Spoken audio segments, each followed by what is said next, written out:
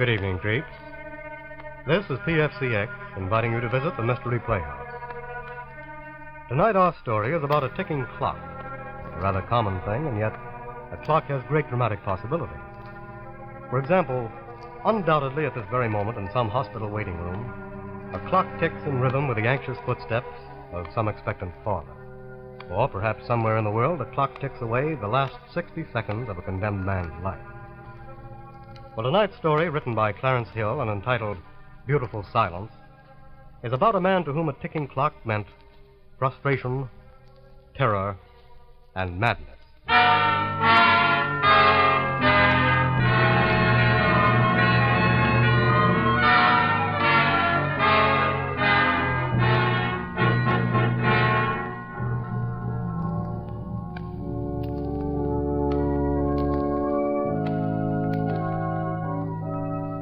I'm alone now in the chapel. The funeral services were beautiful and impressive, just as they should have been. Now I'm alone, except for the organist. Naturally, there won't be any interment under the circumstances. Somehow, it's easier here, with the organ playing, to think of things as they were. To resurrect the past for a moment. And to see Louise again. Just as she was on the day I left her 4 years ago, when the bombers were swarming over London. Randy, what are you trying to tell me? I don't know quite how to put it, Louise. It's just that... I think I know. You've enlisted, haven't you? Yes, today. Your legal experience? No, darling. That's what surprised us. Us? Jeff and I. Jeff? Well, he isn't going too. He failed the medical. They came to us because they knew we were both potty about model railroads. They knew all about Jeff's hobby shop in the village, his clock collection, and all that. But what have clocks got to do with it? The timing device on a delayed action bomb is clockwork, Louise. When one falls and fails to explode, the mechanism has to be removed. It's a very delicate operation. The slightest slip and... Oh. Well, that's why they called me up. I know clockwork like the back of my hand. When do you go? Tomorrow. I'm to head up a demolition squad in London.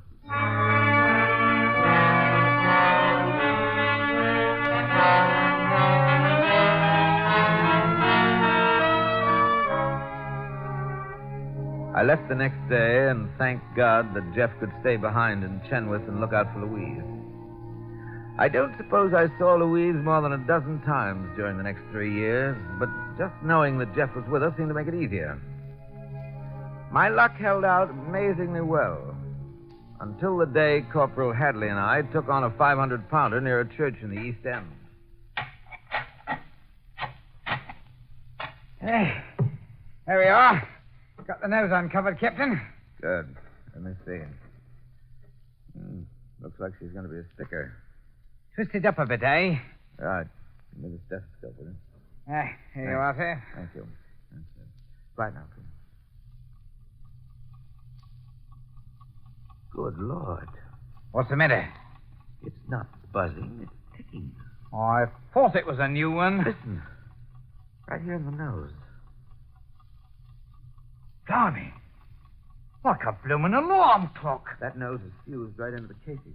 I'll need a special wrench. Did you bring the... Wait a minute. Get out of here. It's going up.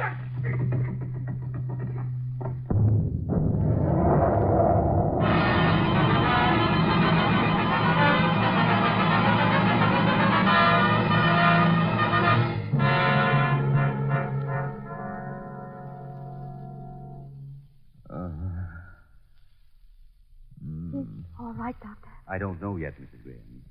He seems to have escaped the direct effect of the blast, but he couldn't escape the concussion. You mean it may affect his mind? Possibly. Louise. Oh, Randy. I'm so glad you're here. I think you'd better rest a while, Mrs. Graham. Doctor, what's that ticking noise? Why, it's the alarm clock on the table there. A bomb. It ticked too, Doctor. It didn't buzz like the others. It ticked. Why, Captain, it's... Please take it out, Doctor. Please.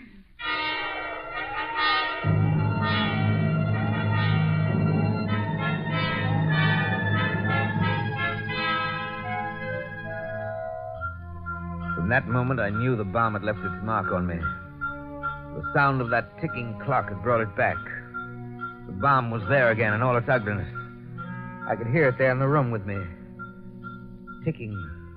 A sort of prelude to the sickening buzz that came just before the explosion. I felt it again when I went to see Jeff at the clock shop on the day I arrived home. A chorus of ticking clocks hit me between the eyes the moment I opened the door.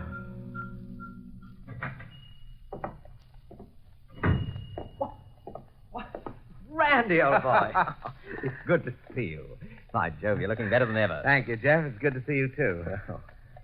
Well, I've left your things just as they were, Randy. Nothing's changed. No? Oh, I'm still the village eccentric.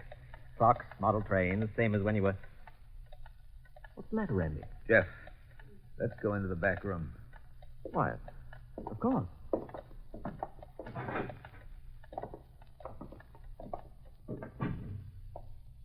What's the matter, Randy? All those clocks, they put me on edge. Clocks? Don't ask me why it is. All I know is that ticking does something to me. Sure, Randy. Of course. Here, I'd better put the few I have in the other room, too. No, leave them there on the shelf. I'm leaving anyway. You've talked to Dr. Lambert about this? Jeff, I'm not crazy. Sorry, old man. I'm really not quite myself. Please don't say a word about this to Louise. I don't want to worry her. Oh, of course, Randy. Of course.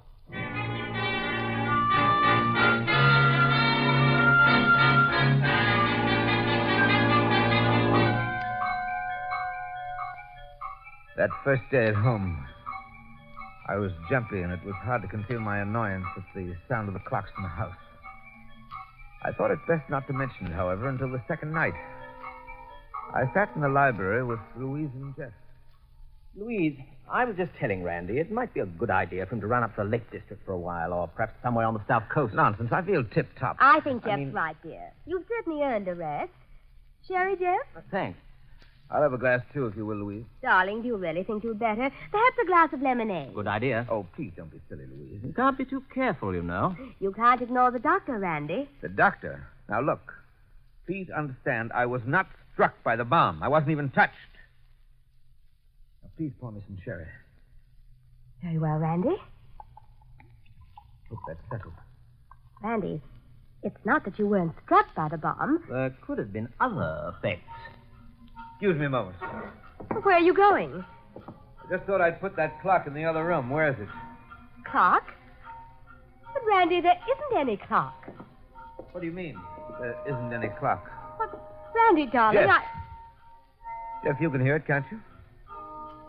Well, listen. But isn't the clock, Randy? You're wrong.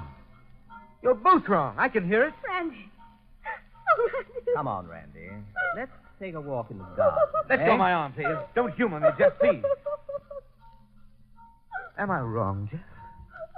There's no clock. I'm afraid not, Randy. Come on. All right. I'll go.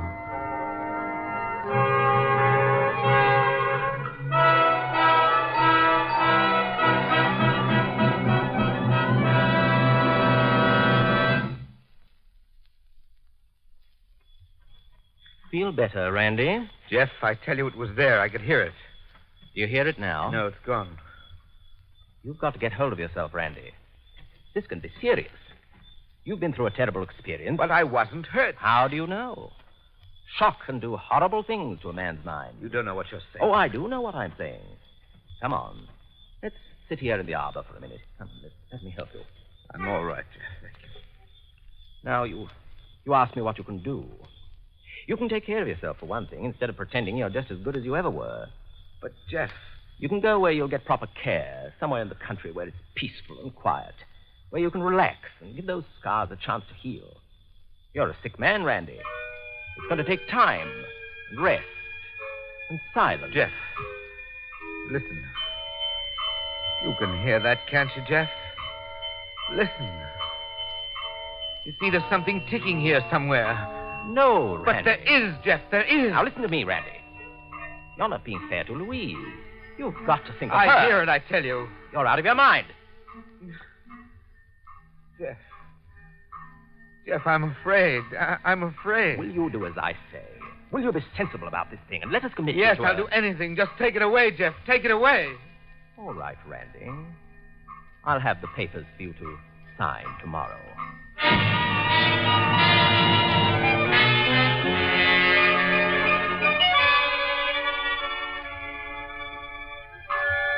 I don't know how I ever got through that night. As I lay in bed, it was all around me, never stopping. The rhythm of it jabbing into my mind like a needle. My heart picking up the tempo as it grew louder and louder, bouncing from wall to wall in the bedroom until I could almost feel the bed shake under me. Jeff was right. I knew what the papers were, that it meant committing myself to an institution. But it was the only thing to do. There, at least, I might find respite and silence. Twice I got out of bed, but there was no escaping it. The ticking followed me everywhere. In the kitchen, the library, the living room. Well, Louise was still asleep at 6 o'clock when I finally decided to see Dr. Lambert in London. I'm glad you've come, Captain. What is it, Doctor? What's wrong with me? You've developed a phobia as a result of that ticking bomb, an hallucination. And I might add a natural one in view of the tremendous shock you've suffered. I suppose I should go away where it's quiet. I was about to recommend the exact opposite. Beg your pardon? You've a sort of private battle on your hands, Graham, inside your mind. It's going to take courage to win it. Now convince yourself that a ticking clock is nothing more nor less than a ticking clock. Not something that's going to explode in your face. I see.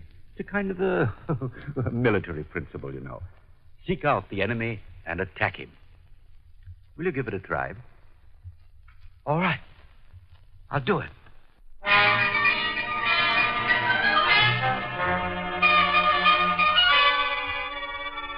It was as if he'd challenged me. It would have been cowardly to back out and take the easy way. I wanted to try it at once. And there was one logical place, of course. Jeff's clock shop. I went there directly. Didn't even bother to go home first. Apparently, Jeff had been there earlier as the door was unlocked. Jeff! Jeff, where are you? Jeff! I was glad he wasn't in. It was better to go it alone the first time. There were clocks all around me, all sizes and shapes. The ticking seemed to grow louder as I stood there, as if the sound itself were pressing in on me from all sides. Just as before, I had the feeling that the bomb was under me, somewhere on the floor. That in the next second, the ticking would cease and the buzzing would start. I tried to erase it from my mind. I recited poetry. I read a magazine I found on the counter. I added columns of figures. 2, 4, 7, 8, 12, 15. 5 and carry 1. 9. 7, that's 16. 23. Carry 2. 20. No!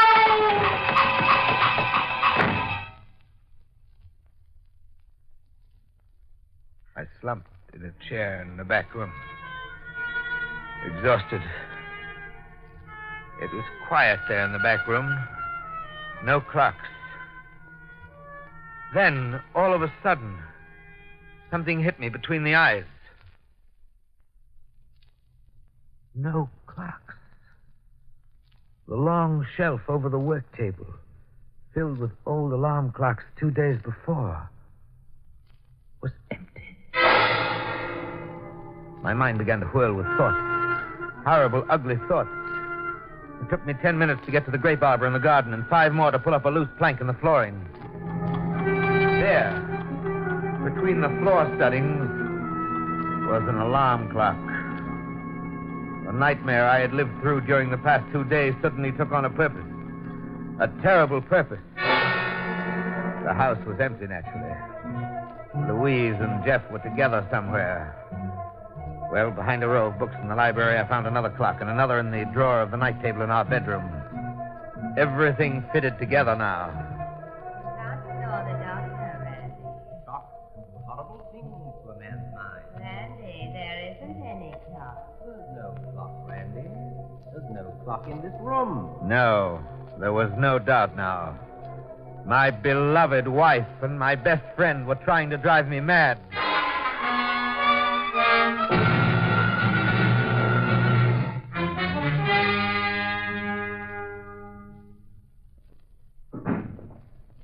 Randy, darling, where have you been? We've been looking all over for you. We?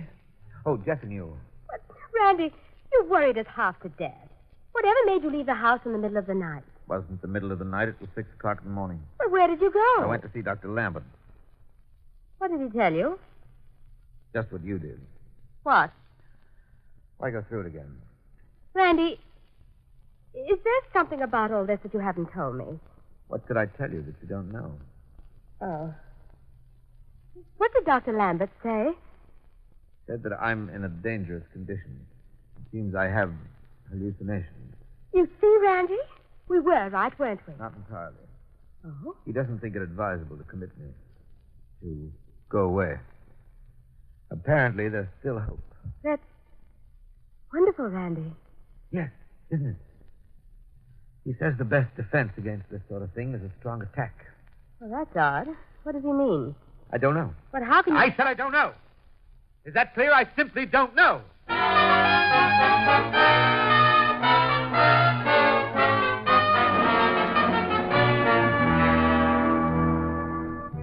It was true. I didn't know what to do. All I knew was that the two people I loved most in all the world had joined against me in a plot that was more cruel and insidious than outright murder. For 5 straight days, I stayed in the house, trying to figure it out, with the clocks ticking all around me.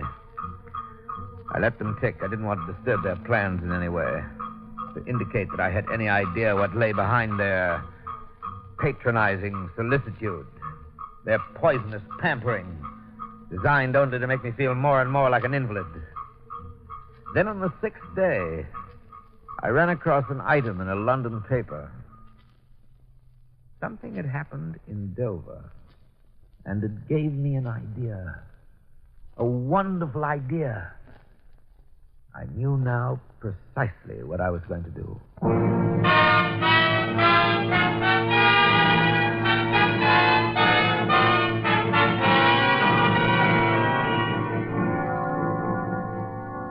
After reading about an incident at Dover, I realized what I would do to my wife and her lover.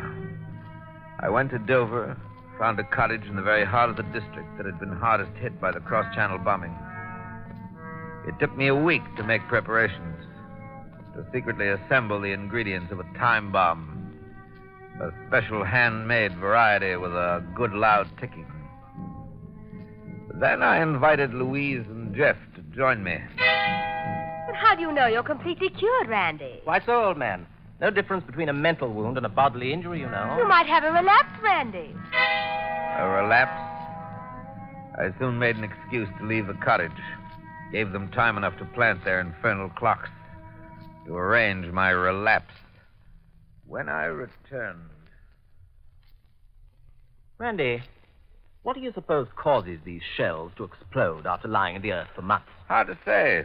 Perhaps a slight jarring from the heavy equipment working in the streets. I should think it would set you on edge. Did at first. Took a kind of enforced mental discipline. But I think I've got it licked now. I'm almost sure. What's the matter, Randy? There aren't any here. There aren't. I put them all away. Oh, Randy, you're not hearing it again, are you? It's your imagination, Randy. Get hold of yourself. That's where you're wrong. Let's get out of here. Oh, Randy, it's sit not my down. imagination this time. There's a bomb under this house. Listen. There's no ticking, Randy. You're ill. You're slipping back. Get hold of yourself. I'm sane, I tell you. The doctor says I'm sane. This house is going to blow up. Now, will you believe me? All right. Operator, I want long distance. London, Axminster 87742. Dr. Stephen Lambert. Lambert. Yes, quickly, please. What are you doing? I'm calling the doctor. He can't help you now, dear. He was wrong, don't you see? I can hear it. It's real this time, I tell you. Now, will you believe the doctor if he tells you I'm sane? Listen to reason, Randy. There's no ticking in this room. We could hear it if it was real. I tell you I'm all right. I'm well. Hello. Hello, Doctor. Randy Graham. Yes, Randy Graham. Look here, Doctor. They think I'm crazy. I claim there's a bomb under this house, and they won't believe it. I can hear it, Doctor. They won't leave. They'll be killed. The house is going to blow up, sir. Now, will you talk to them and tell them I'm not crazy? Here, Jeff. Talk to him. Yes, Doctor. Jeff, talk to him. He'll tell you I'm All right, here you are. Talk to him. Easy, old boy. Hello, Doctor. No, of course not. No, there's no ticking. Yes, it's his imagination. Yes, just like the first time. We were sitting here in the living room when... Louise, don't you believe me? What can I do, Randy? You love me, don't you? Of course. Now listen, darling. It's not my imagination this time. Will you believe that?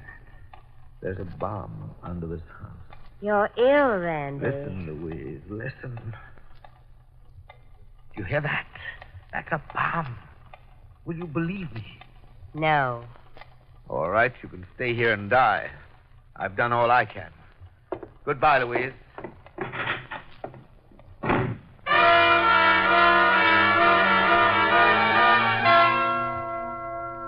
I looked at my watch. 7:29. 1 minute to go. They had 1 minute to live. I ran down the side street. 1 block, 2 blocks. I was safe. The alarm clocks they had planted while I was gone had obscured the other noise. I could see them congratulating themselves again. I'd been careful. It was timed to the split second. 6 seconds. 4, 2.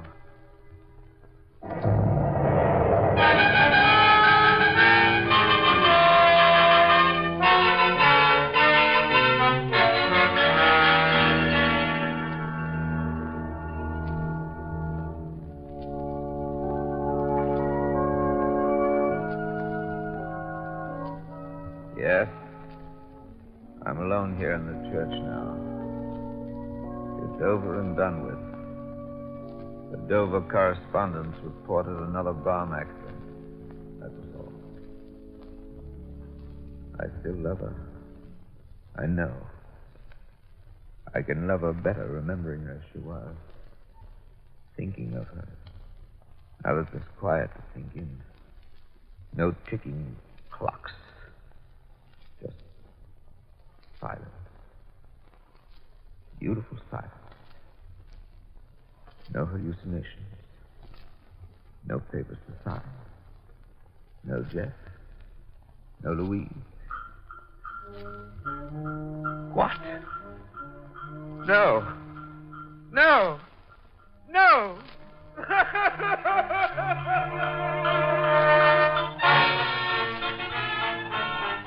Thank you, Martin Gable, for a fine performance in Beautiful Silence, written by Clarence Hill. And now, creeps, this is PFCX closing the doors of the Mystery Playhouse and reminding you to sleep tight. Good night. This is the Armed Forces Radio Service.